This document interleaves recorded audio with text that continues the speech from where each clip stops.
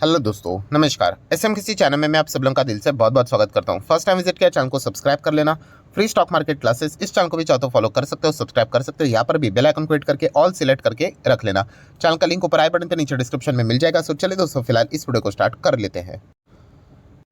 सो दोस्तों, अभी हम लोग आ चुके हैं बिल्कुल हमारे नॉर्मल स्क्रीन के ऊपर। एंड दोस्तों, इस वीडियो में हम लोग कवर करने वाले मतलब मोटा मोटी मुझे ऐसा लगता है कि हम लोग 20 कंपनीज के बारे में बातचीत करने वाले हैं।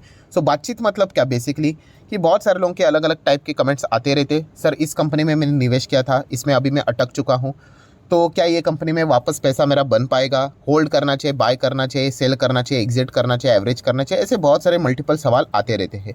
सो इसी से रिलेटेड थोड़ा सा एक फटाफट हम लोग ओवरव्यू करेंगे कि कौन से स्टॉक से रिलेटेड ये बात हो रही है। एंड आपको कुछ लर्निंग पॉइंट्स भी मिल जाएंगे, राइट? सो इंपॉर्टेंट अगर कोई लर्निंग पॉइंट मिल जाता है तो उसको नोट करके रख लेना।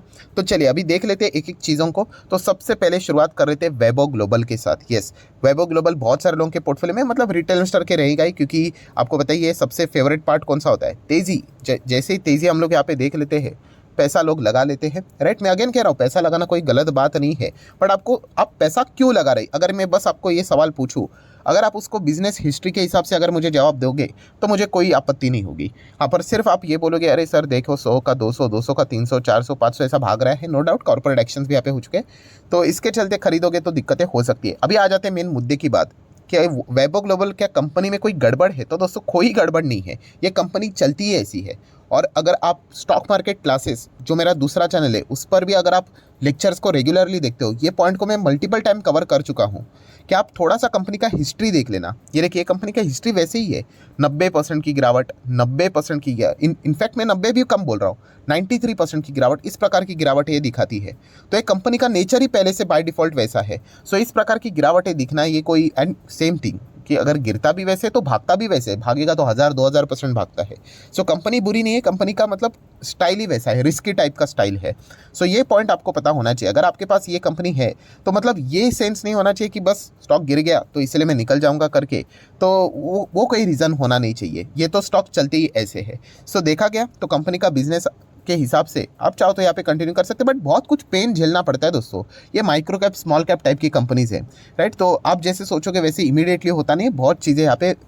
एंड इनका जो मेन मार्केट है वो तो हम लोग को वेस्टर्न कंट्रीज ही देखने को मिल जाती है, यूके यूएस की ओर देखने को मिल जाती है। ज्वेलरी से रिलेटेड रिटेल का ही इनका बिजनेस है, तो ये एक पॉइंट आपको पता होना चाहिए। सो ये बेसिकली एक ओवरव्यू करना होता है किसी भी कंपनी का हिस्ट्री की कैसा है करके, तो एक अनुमान आपको मिल जाता है।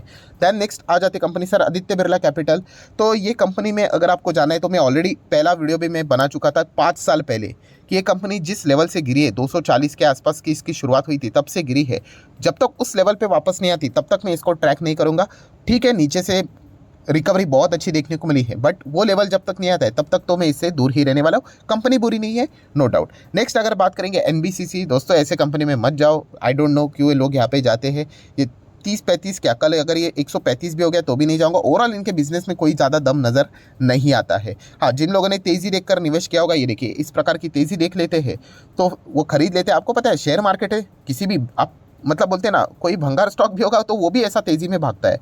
यस, वो तेज़ी टिकना इंपॉर्टेंट है, बाद में क्या पंप डंप चलता रहता है यहाँ पे। सो कंपनी देखा गया तो इतनी कुछ खास मुझे तो नहीं लगती है, तो अवॉइड करोगे तो बेहतर रहेगा। सर कैम्स का क्या करें? यार कैम्स बहुत बढ़िया कंपनी है, म्यूचुअल फंड इंडस्ट्री ग्रो करेगा तो कैम्स भी ग्रो कर सकता है।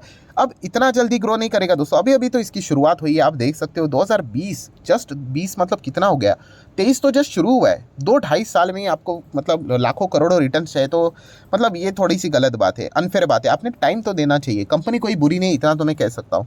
नेक्स्ट अगर देखा गया तो कौन सी कंपनी, बजाज हेल्थ केयर का क्या करे? अरे ये तो माइक्रो कैप है सर। माइक्रो कैप तो आपको पता है रिस्क रहता है, इसमें भी कॉर्पोरेट एक्शन हो चुका है।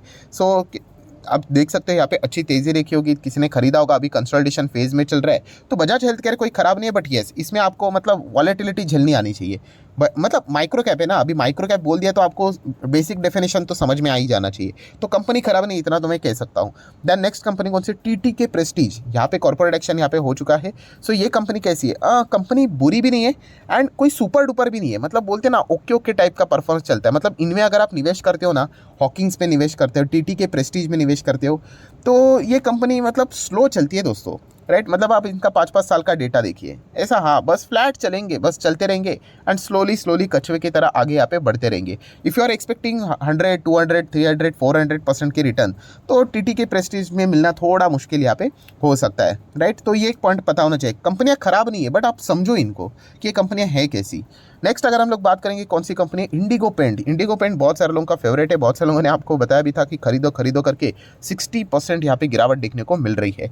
सो पेंट सेक्टर की बात करें तो ऑलरेडी मेरे पास लीडर है एंड ऐसा ब्लाइंडली नहीं जाना होता है दोस्तों, पहले कंपनी को थोड़ा समझना होता है कि कंपनी एग्जैक्टली करती क्या है एंड मार्केट शेयर भी कंपैरेटिवली कम देखने को मिल जाता है। हाँ, थियोरेटिकली अगर हम लोग बोले तो यस वो चीज़ रहती है कि मार्केट शेयर कम है तो मार्केट शेयर ग्रो होने के चांसेस ज़्यादा होते हैं, बट इतना सिर्फ थियोरी के चलते अगर जाएंगे तो रिस्की आप पे बहुत ज़्यादा चीज़ हो सकती है। एंड वही रिस्क आप देख सकते हो मार्केट को अगर उनके मुताबिक एक्सपांशन या फिर मार्केट शेयर ग्रो होते हुए देखने को नहीं मिला या फिर रिजल्ट देखने को नहीं मिले तो पिटाई भी उतनी ज़्यादा हो जाती है। तो ये भी एक लर्निंग पॉइंट आप लोगों को पता होना चाहिए, ऐसा नहीं बस रैंडमली जाके लगा दिया पैसा करके। सो छोटे कंपनी को ग्रो करना भी उतना मुश्किल होता है। हमें लगता है कि हाँ 1-2% का मार्केट शेयर है तो इसको डबल होने के लिए कितना टाइम लगेगा, तो इतना ईजी नहीं है। बड़े प्लेयर्स ने ऑलरेडी मार्केट कैप्चर करके रखा हुआ रहता है, राइट। सो ये कुछ ऐसे बेसिक लर्निंग है जो कि आपको पॉइंट्स मतलब नोट करके रखना चाहिए। Sir what about Manappuram finance, तो पर्सनली मुझे ये अच्छी नहीं लगती कंपनी। पर्सनल मतलब क्या, कोई दुश्मनी है? अरे बिल्कुल भी नहीं। कंपनी के बीच में नंबर लिटरली बहुत ही खराब थे,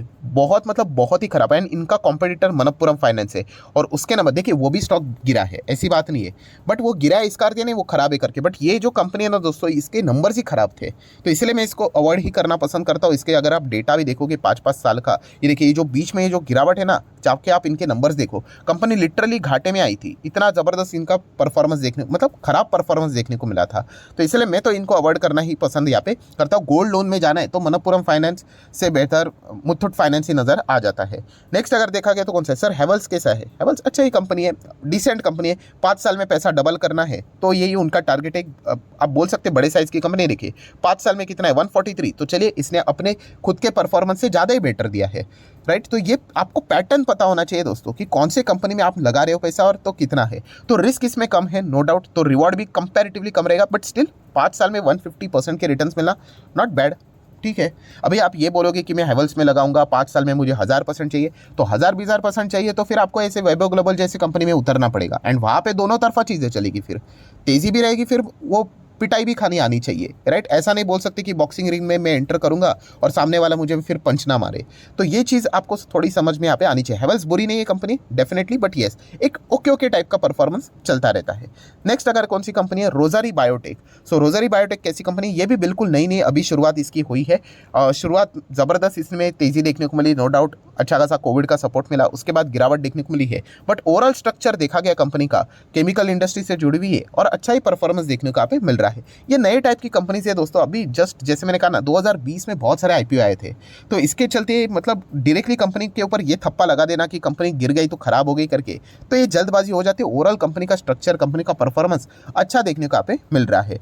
देन अगर हम लोग बात करें सर सिप्ला के बारे में, आप क्या सोचते हो? सिप्ला देखा गया तो इतना मतलब खराब तो नहीं है, आप देख सकते हो यहाँ पे कंपनी ऊपर तो जाती है, बट ठीक है ओके परफॉर्मेंस चलता है यहाँ पे। मैं थोड़ा सा रिस्क लेना पसंद करता हूँ एंड अगर सेफ जाना है तो मेरे कुछ रेगुलर स्टॉक्स रहते ही है, जैसे कि आपको पता ही है मल्टीपल टाइम्स में वीडियो बनाता हूँ।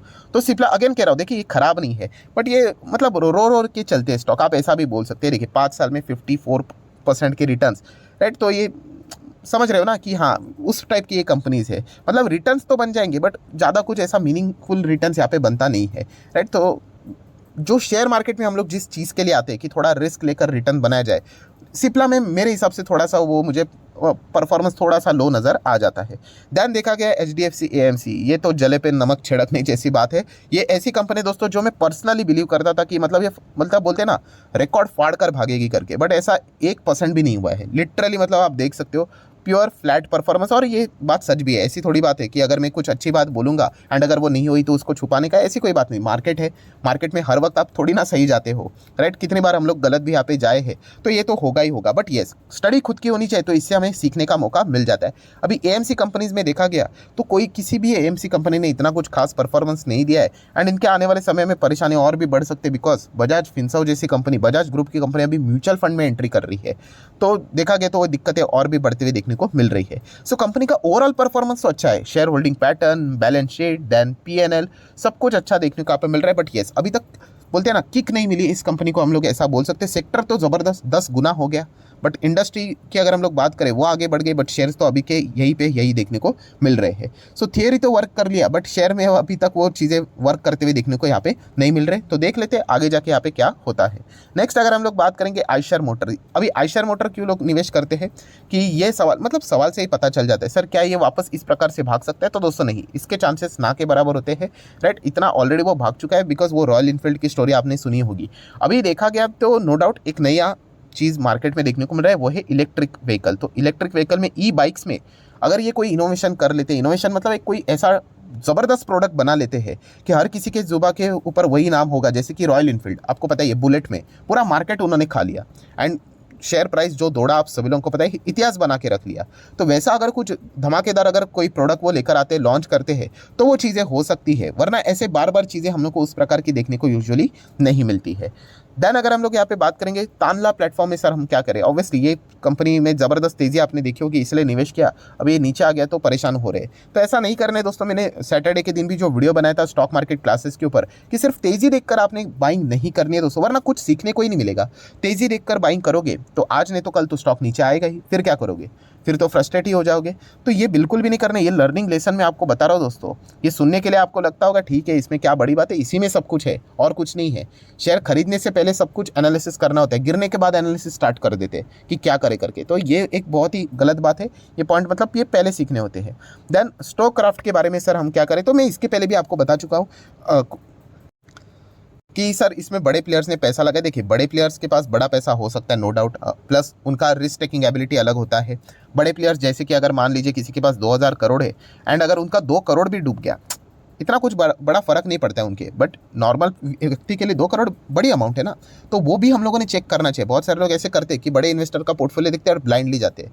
सो स्टॉक क्राफ्ट की बात करें तो मैंने एक पॉइंट आपको इसके पहले भी बताया था कि आप इनका DRHP थोड़ा सा स्टडी कीजिए। अभी हाल ही में ही कंपनी की एंट्री हुई थी मार्केट में, तो एंड प्रमोटर सेक्शन में थोड़ा सा जाइए तो आपको समझ में आ जाएगा मैं एग्जैक्टली क्या बोल रहा हूँ। थोड़ी सी मेहनत आप लोगों ने भी करनी चाहिए, एंड ऐसी बात नहीं कि मैंने इस पॉइंट को कवर नहीं किया है, मैंने कवर किया था। सिर्फ आपको याद दिलाने के लिए जो सवाल पूछ रहे हैं तो उनको यहाँ पे DRHP प्रमोटर में यहाँ पर जाके अगर आप डिटेल्स पढ़ोगे तो आपको एक अंदाज़ा यहाँ पे पता चल जाएगा कि मैं क्या बोलने की कोशिश कर रहा हूँ। देन अगर बात करेंगे sir what about axis bank, axis bank में फंसा हूँ। देखिए एक्सिस बैंक बुरी तो नहीं है, राइट, बट देखा गया तो सेम जो परफॉर्मेंस है वो थोड़ा सा फ्लैट हम लोग को देखने को मिल जाता है। बैंक्स में अगर जाना है तो मैं ऐसे आप लोगों को बता चुका हूँ कि HDFC, कोटक ये अच्छे लगते हैं। थोड़ा सा रिस्क लेना है तो ICICI में थोड़ी सी ज़्यादा तेज़ी हम लोग को देखने को मिल रही है और अच्छे रिटर्न्स भी यहाँ पे बन चुके हैं। एक्सिस भी कोई बुरी बात नहीं है, बट येस तेज़ी बरकरार यहाँ पे रहनी चाहिए। कंपनी के नंबर इस वक्त के बहुत अच्छे आए थे, इस वक्त के मतलब इसके पहले के हाल ही के ही नंबर्स, तो कंसिस्टेंसी अगर वो मेंटेन कर लेते तो शायद से हमें अच्छा खासा परफॉर्मेंस देखने को मिल सकता है। IDFC फर्स्ट बैंक की क्या बात है, तो सर इसके पहले भी मैं वीडियो बना चुका था टॉप लेवल से कि जब तक ये अपने इस लेवल को ब्रेक नहीं करता है तब तक नहीं देखना है। उसके नीचे मल्टीपल टाइम्स ये ऊपर आएगा वापस नीचे आएगा, क्योंकि कंसिस्टेंसी देखने को नहीं मिलती है। अभी कंपनी के 1 साल की बात करें पिछले टाइम से तो थोड़ा बहुत अच्छा यहाँ पे कर रहे हैं, निचले स्तर से वापस ऊपर आया है। सो क्या ये कंसिस्टेंसी मेंटेन रख पाएगा, तो ये देखना एक इंटरेस्टिंग फैक्टर रहने वाला है। देन अगर देखा गया कौन सी कंपनी है, इंडसइंड बैंक, मुझे पर्सनली ये बहुत रिस्की लगता है। रियल एस्टेट को लोन देते हैं, होलसेल मार्केट में इनका प्रेजेंस है। सो बैंक्स में जैसे कि मैंने कहा कि HDFC, Kotak, ICICI, then AU small finance bank में प्रेफर करूंगा रेदर देन इंडसइंड बैंक अगर रिस्क लेना है तो, राइट। एंड चार्ट पैटर्न भी बहुत सारी चीज़ें बोल देता है कि जहाँ से कोविड से वो गिरा है अभी तक उस लेवल पे वापस वो आया भी नहीं है, जबकि इसके कॉम्पिटिटर कब से कहाँ से पहुँच भी गए। तो ये भी कुछ फैक्टर्स होते हैं जो कि आप लोगों को थोड़ा बहुत इसका अंदाज़ा लेना होता है। नो डाउट हिंदुजा ग्रुप की कंपनी है तो नाम तो बड़ा है। देन आवास फाइनेंसर की बात करें, डेफिनेटली अच्छी कंपनी, कोई बात नहीं, गिरावट तो होती रहती है, टॉप लेवल से गिरा है बट अच्छी कंपनी। प्रधानमंत्री आवास योजना के अंदर भी इसको अच्छा खासा मुनाफा हो सकता है। देन ये एक और कंपनी आ ही जाता है ADIG ग्रुप की। रिलायंस इंफ्रास्ट्रक्चर कैसा है, अरे वो ग्रुप ही पूरा जा चुका है। ये 140 रुपये स्टॉक देखकर क्या करोगे, और स्टॉक देखिए टॉप लेवल से 60-70% यहाँ पे गिर चुका है। एंड मैक्सिमम चार्ट पैटर्न भी देख लेना, ये देखिए इतना एकदम रॉकेट की तरह तेज़ी, सेम अदानी जैसी यहाँ पे चीज़ें देखने को मिलती थी, फिर ज़बरदस्त गिरावट एंड उसके बाद आपको पता है कि थोड़ा बहुत जंप करेगा ही करेगा, नीचे से 200-400% भागा था, बट जो बॉल बाउंस करता है आपको पता ही है कैसी चीज़ें देखने को मिल जाती है। और फिर धीमे धीमे करके टाइम लगा, 10-12 साल लगे, बट उसके बाद आपको पता ही है बड़े प्लेयर्स यहाँ पे निकल गए। तो ऐसे कंपनी में यूजुअली आप लोगों ने जाना नहीं चाहिए, ऐसा पर्सनली मुझे लगता है। तो आशा करता हूँ दोस्तों वीडियो हेल्पफुल लगा होगा, मैक्सिमम डाउट आपके क्लियर हो गए होंगे। तो चाहो तो वीडियो को लाइक एंड शेयर कर सकते हो। एंड डीमैट अकाउंट अगर आपने अभी तक ओपन नहीं किया है तो लिंक नीचे डिस्क्रिप्शन में 25 वीडियो की लिस्ट आपको फ्री ऑफ कॉस्ट मिल जाएगी। आपका नाम, कौन सा अकाउंट अपने लिंक के थ्रू ओपन किया है, प्रॉपर्ली कमेंट्स में बता देना। तो हफ्ते भर के अंदर अंदर सारे लेक्चर्स मेरे साइड से फ्री ऑफ कॉस्ट प्रोवाइड कर दिए जाएंगे ताकि आप शेयर मार्केट को आसान भाषा से सीख सको। So that's it, thank you very much दोस्तों। We will be meeting our next video, तब तक के लिए बाय बाय।